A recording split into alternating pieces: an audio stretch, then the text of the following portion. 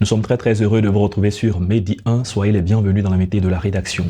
La première édition du Forum international de la jeunesse africaine de Ouagadougou, tenu en mai dernier, avait pour thème paix et sécurité au Sahel. Les jeunes en avant-garde, plus d'un millier de jeunes de plusieurs pays africains ont pris part à ce forum. Quelle contribution de la jeunesse à la préservation d'un climat de paix et de sécurité dans le Sahel? On en parle dans cet entretien. Nous avons le plaisir de recevoir Judikel Kwasi. Bienvenue sur notre plateau. Merci de me recevoir. Vous êtes ambassadeur APIA, qui est l'association pour la promotion de l'intégration africaine. Et vous avez pris part donc à ce premier forum. Encore bienvenue sur le plateau de Medi 1. Merci, comme je Entrons dans le vif de notre sujet. Dans quel contexte s'est tenu un tel forum à Ouaga?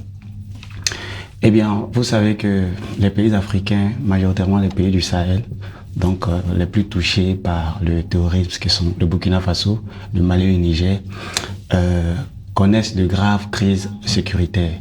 Et donc, ils poussent donc les gouvernants, les autorités, à élaborer des stratégies, des systèmes pour résister à cette avancée du terrorisme dans cette région de l'Afrique. Et donc, en tant que jeune, en rapport à la résolution 2250 des Nations Unies, oui, qui a été adoptée le 9 décembre 2015, qui recommande aux jeunes d'être acteurs majeurs dans la prévention des conflits et des résolutions des crises. L'Association pour la promotion de l'intégration africaine a bien voulu initier ce forum international pour réfléchir pour cette première édition sur la thématique de paix et sécurité dans le Sahel. Et quel a été l'engouement de tous ces jeunes? Ils venaient d'où, tous ces jeunes qui sont réunis à Ouaga? D'accord, nous avons eu majoritairement des jeunes venus de 10 pays d'Afrique, donc la Côte d'Ivoire, le Burkina même, le Bénin, le Togo. Je ne pourrais pas finir de citer la liste. Oui. Donc, à la base, le forum attendait 1500 jeunes. Mais nous sommes rendus compte que la salle de conférence de Ouaga 2000 ne pouvait pas accueillir ces 1500 jeunes. Parce qu'en réalité, c'est plus de 1500 jeunes qui sont venus. Et le comité d'organisation était donc obligé de mobiliser 3 autres grandes salles annexes pour recevoir les jeunes. Ça veut dire que les jeunes étaient déjà mobilisés à la base. Ils avaient soif d'un tel forum pour réfléchir à une question qui touche à leur réalité, aux réalités de leurs parents, à leur quotidien. Parlons un peu des discussions lors de ce forum, les sujets abordés avant d'aborder bien plus tard les différentes résolutions. Revenons sur les grandes questions qui ont été abordées lors de ce forum. Très bien. Comme je l'ai dit, la thématique centrale était paix et sécurité au Sahel, donc les jeunes en avant-garde. Et cette thématique a été débattue autour de 4 sous-thématiques, donc la sécurité, l'économie, la diaspora et la jeunesse.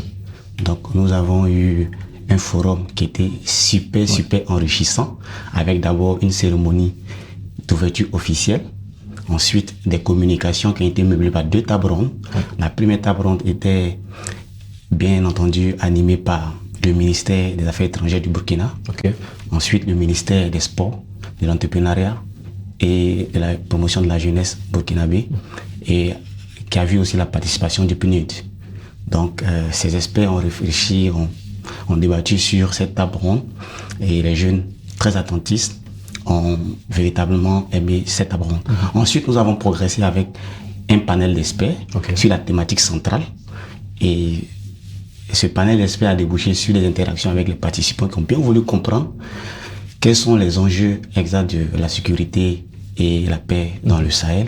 Et ensuite, nous avons progressé avec une autre table ronde qui a été essentiellement un partage d'expériences avec la jeunesse venue. Après, nous avons débouché sur des travaux en atelier qui ont ensuite permis l'élaboration et l'adoption par la jeunesse elle-même de 10 engagements.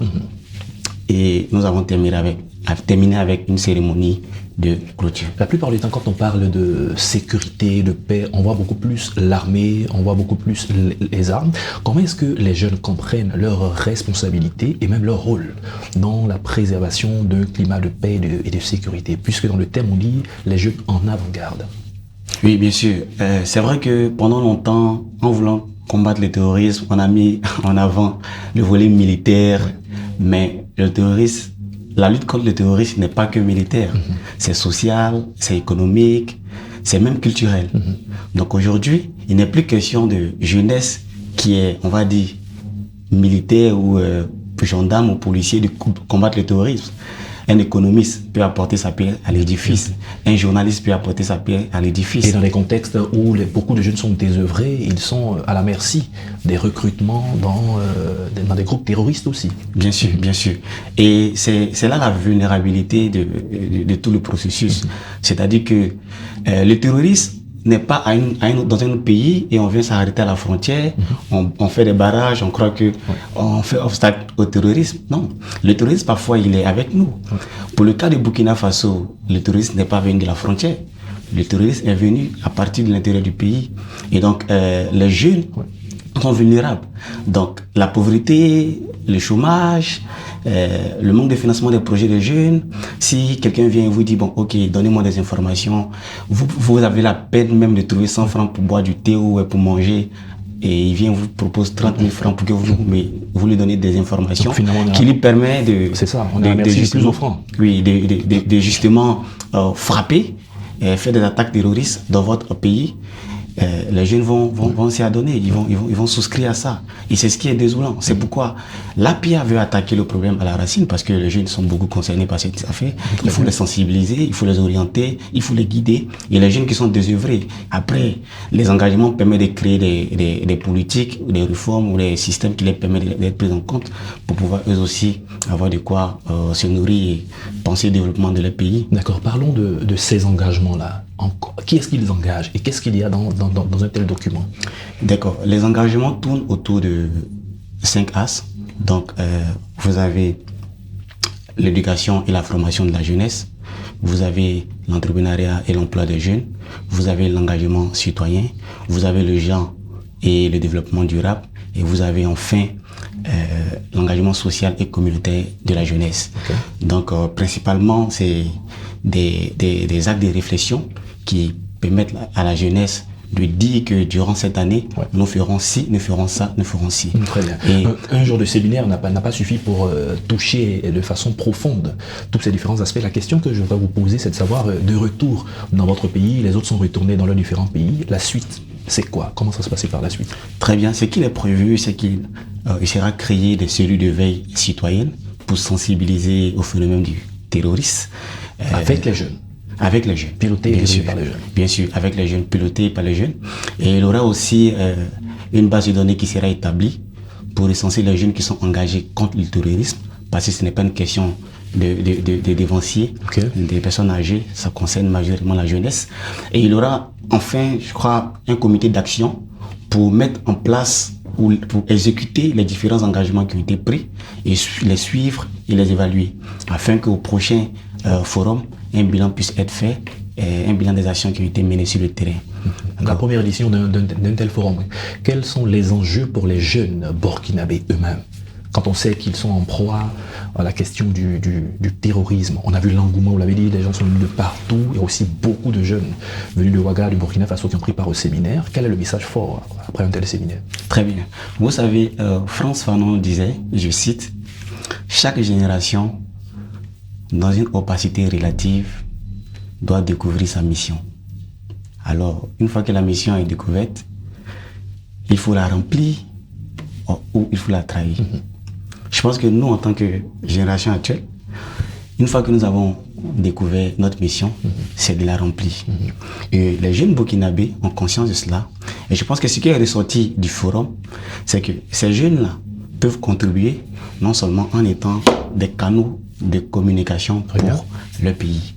Parce que aujourd'hui, sur les réseaux sociaux, lorsqu'il y a une attaque, certains jeunes utilisent ces informations pour dramatiser, pour inquiéter, pour alerter ou pour traumatiser même les populations. Et ça ne facilite pas la tâche, il faut le dire, aux autorités. Donc l'idéal, ce serait d'utiliser ces canaux pour condamner, pour aider le gouvernement à communiquer et pour rassurer les populations. Et le deuxième élément, ce serait ensuite d'être des forces de proposition. Comme on a dit tout à l'heure, ce n'est pas qu'une question de militaire. Un jeune journaliste peut contribuer, un jeune ingénieur peut contribuer à freiner le terrorisme dans son pays, dans sa région. Donc c'est des forces de proposition concrètes qui permettent effectivement de repousser ou de combattre et vaincre le terrorisme. On peut y arriver. Et la troisième proposition que je pense pour ma part que les jeunes burkinabés peuvent mener comme action, c'est de collaborer avec les forces de l'ordre. Parce que si on ne collabore pas et qu'on est résistant, on est rebelle, on risque de tomber dans la tentation, dans les convoitises des groupes terroristes. Donc quand on collabore, on coopère avec les forces de l'ordre, ça nous permet d'alerter les forces de l'ordre dès qu'il y a une situation inadéquate ou on va dire bizarre qui se pointe à l'horizon, et ils ont la possibilité de revenir rapidement. Et nous imaginons que tous ces nombreux jeunes-là certainement seront formés, suivis, encadrés afin de jouer pleinement leur rôle. Julie Kel Kwasi, merci d'être passé sur notre plateau. On a eu du plaisir à échanger avec vous. Merci, c'est moi qui vous remercie. Nous rappelons que vous êtes ambassadeur APIA, Association pour la promotion de l'intégration africaine. C'est la fin de cette émission. Merci à tous de l'avoir suivi. Bonne suite de nos programmes sur Média.